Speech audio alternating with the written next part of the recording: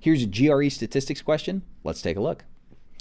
The hundreds digit of the 5-digit number 73 blank 95 is missing. If the hundreds digit is to be randomly selected from the 10 different digits from 0 to 9, what is the probability that the resulting 5-digit number will be a multiple of 3? All right, well, let's start, as wild as this sounds, by writing out a few of these numbers. I'll show you what I mean. Let's start with 73095. 73195 and 73295 and one more 73395, and I'll just say ... right? So there are basically 10 numbers that we can make. These 10 numbers where the middle digit right here is changing, the hundreds digit. Okay, let's start with this first one. Is this number divisible by 3? You can use your calculator and you'll find that it is indeed divisible by 3. If you type this divided by 3, it's divisible by 3. It's a multiple of 3, and so that one works, right?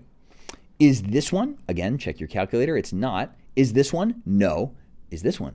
It is. Now, here's where the strategy comes in, and maybe you already see where this is going, but if you don't, this is a good way to kind of like explain it to yourself. Did you notice what happened here?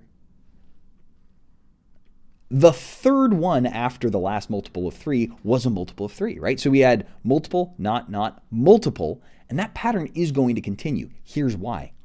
To go from this number to this number, right? To go from this multiple of 3 to this multiple of 3, I added 300, didn't I? And 300 is a multiple of 3.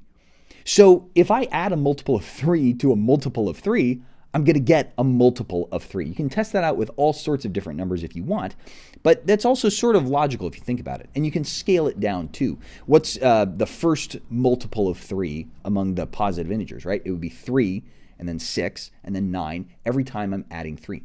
The same thing applies if I'm adding 300. Okay, so that means that the next multiple of 3 is going to be 300 above that. So 73695. And then the next one after that is going to be 73995. Well, out of these 10 numbers here, right, because I skipped the ones in the middle, out of these 10 numbers, there are 4 multiples of 3, which means that the probability of selecting a number that's a multiple of 3 is going to be 4 out of 10, aka, simplify it down, 2 out of 5. For more GRE tips and tricks, or to sign up for my online course, follow the link on my profile.